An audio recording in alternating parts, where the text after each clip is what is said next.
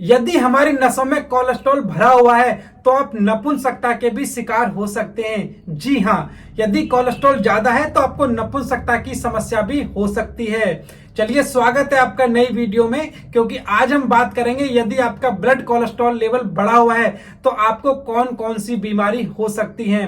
Basically cholesterol बढ़ने का मतलब होता है नसों में फैट का जमा हो जाना। यदि हमारी नसों में फैट जमा हो गई है तो ये हमें कई जानलेवा बीमारी कर सकती है। हाई कोलेस्ट्रॉल को साइलेंट किलर के रूप में भी हम लोग जानते हैं, क्योंकि शुरुआती लक्षण इसके हमें दिखाई ही नहीं देते हैं, जो कि एक साइलेंट अटैक का काम करती है। जब ब्लड में बैड कोलेस्ट्रॉल या खराब फैट जब जमना शुरू हो जाता है, जिसकी वजह से नसों में जो खून का प्रवाह है वो प्रभावित होता है। मुख्य रूप से जो एलडीएल होता है, एलडीएल लो डेंसिटी लिपोप्रोटीन, जिसको हम बैड कोलेस्ट्रॉल कहते हैं, इसकी वजह से जो ब्लड प्रवाह में बहुत ही नकारात्मक असर पड़ता है और इसकी वजह से हमें बहुत सारी बीमारी हो जाती हैं। उन बीमारियों के बारे में आज हम डिटेल में बात करेंगे। वीडियो में आगे बढ़ने से पहले आप मेरे बारे में जान लीजिए। मैं हूं आपका अपना family health consultant doctor AK Singh, और यहां पर बातें होती हैं हेल्थ और फिटनेस की, और आपको सही जानकारी और सही सलाह दी जाती है। यदि हमारे खून में ब्लड कोलेस्ट्रॉल का लेवल बढ़ गया है तो यह आपके लिए काफी ज्यादा जानलेवा भी हो सकता है। इसमें मुख्य रूप से 5 बीमारी के बारे में आपको बताऊंगा, तो प्लीज वीडियो को बिल्कुल भी स्किप ना करें। चलिए अब शुरुआत करते हैं। इसमें सबसे पहली जो बीमारी होती है वो होती है कोरोनरी आर्टरी डिजीज। जी हाँ, कोरोनरी हार्ट डिजीज एक बहुत ही आम बीमारी होती है। यह खून के मार्ग में जो फैट जमा हो जाता है वो ब्लड के प्रवाह को काफी ज्यादा प्रभावित करता है, जिसकी वजह से ब्लड वेसल्स संकुचित हो जाती हैं, और जब हमारे हार्ट को जो ब्लड की सप्लाई है वहां पर प्रॉपर रूप से ऑक्सीजन का प्रवाह ठीक से नहीं हो पाता है, और जब हार्ट को प्रॉपर रूप से ऑक्सीजन नहीं मिल पाती है तो हमें कोरोनरी हार्ट डिजीज बन जाती है। और यह बीमारी एक बार हो जाए तो जनरली आसानी से सही नहीं होती है, लेकिन दवाई के प्रयोग से इसके होने वाले जो साइड इफेक्ट हैं, इसके परिणामों को काफी हद तक कम किया जा सकता है। इसलिए अपना जो ब्लड कोलेस्ट्रॉल का लेवल है उसको हमें सही रखने की कोशिश करनी चाहिए। और नेक्स्ट इंपॉर्टेंट होता है स्ट्रोक का खतरा।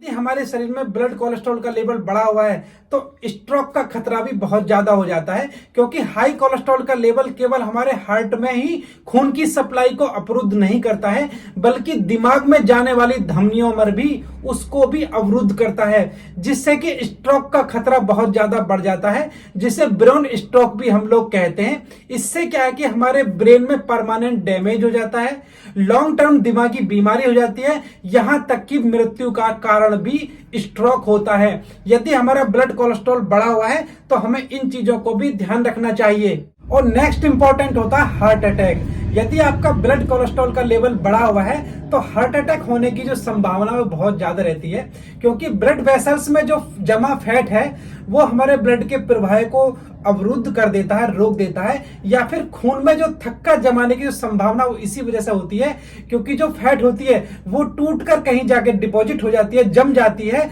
जो कि एक थक्का बना देती है और हार्ट अटैक का एक खतरा उत्पन्न कर देती है। यदि आपको कोलेस्ट्रॉल बढ़ा हुआ है तो बहुत संभावना रहेगी कि आपको हार्ट अटैक की जो समस्या है ये हो सकती है। और नेक्स्ट इंपॉर्टेंट जो होती है वो होती है पेरिफेरल आर्टरी डिजीज। इसमें क्या होता है कि जो हमारी धमनियां होती हैं वो संक्रिय हो जाती हैं, संकुचित हो जाती हैं ब्लड कोलेस्ट्रॉल को बढ़ने की वजह से, और ये अक्सर जो होता है ये नीचे के हिस्से में ज्यादा होता है, और मुख्य रूप से कहें तो हमारे पैरों में या फिर पिंडलियों में यह समस्या बहुत ज्यादा होती है, क्योंकि वहां पर कोलेस्ट्रॉल बढ़ने की वजह से ब्लड का जो प्रवाह है वो कम हो जाता है। यदि आपको पेरिफेरल आर्टरी डिजीज PAD की समस्या है तो आपको कोरोनरी धमनी रोग या फिर सेरिब्रो वास्कुलर रोग होने का संभावना बहुत ज्यादा रहेगी, जिसकी वजह से आपको दिल का दौरा या फिर स्ट्रोक का जो खतरा है बहुत ज्यादा हो जाता है। और नेक्स्ट इंपॉर्टेंट है इरेक्टाइल डिसफंक्शन, नपुंसकता। जी हाँ, मर्दों में नपुंसकता की अगर शिकायत हो रही है तो एक बार उन्हें अपना ब्लड कोलेस्ट्रॉल का लेवल भी चेक कराना चाहिए, क्योंकि इससे हमारी जो नसों में खून का प्रवाह कम हो जाता है, जिसकी वजह से नपुंसकता की समस्या भी कोलेस्ट्रॉल बढ़ने की वजह से हो जाती है।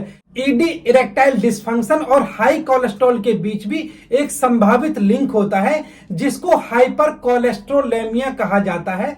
यह एक लिपिड विकार होता है जिसमें LDL बहुत अधिक होता है, तो इस तरह की समस्या यदि आपको है तो आपको सेक्सुअल समस्या, नपुंसकता भी हो सकती है। इसलिए रेगुलरली अपना जो चेकअप है वो कराते रहिएगा, जिससे कि आप नपुंसकता जैसी बीमारी से बच सकें, क्योंकि आज के मर्दों में ये बहुत ज्यादा कॉमन दिक्कत होने लगी है। यदि आपका ब्लड कोलेस्ट्रॉल लेवल बढ़ा हुआ है तो उसको कम करने के कुछ मैं तरीके आपको बता देता हूं। जैसे कि आपको कम सोडियम वाला खाना इस्तेमाल करना है, हाई पौष्टिक जो पोषक तत्व युक्त भोजन है उसको आपको लेना है, एनिमल प्रोटीन और एनिमल फैट का आपको कम से कम या बिल्कुल इस्तेमाल नहीं करना चाहिए, फल सब्जियों और साबुत अनाज का इस्तेमाल आपको ज्यादा करना चाहिए, नियमित रूप से व्यायाम करना चाहिए, संतुलित अपना वजन रखना चाहिए। यदि वजन ज्यादा है तो उसे कम करें, यदि वजन कम है तो उसे थोड़ा बढ़ाएं, और धूम्रपान आपको बिल्कुल नहीं करना है, शराब का सेवन नहीं करना है। यदि आप इन तरीकों को अपनाओगे तो आपका ब्लड जो कोलेस्ट्रॉल आपका बढ़ा हुआ है उसमें आपको काफी ज्यादा फायदा होगा। ब्लड कोलेस्ट्रॉल के संबंध में मैं अन्य वीडियो भी बना चुका हूं, आप चाहें तो उन वीडियो को भी देख सकते हैं। एंड स्क्रीन पर आपको उनका लिंक दिखाई दे जाएगा। वीडियोस देखने के लिए आपका बहुत बहुत धन्यवाद। मैं डॉक्टर AK सिंह, धन्यवाद। जय हिंद, जय भारत।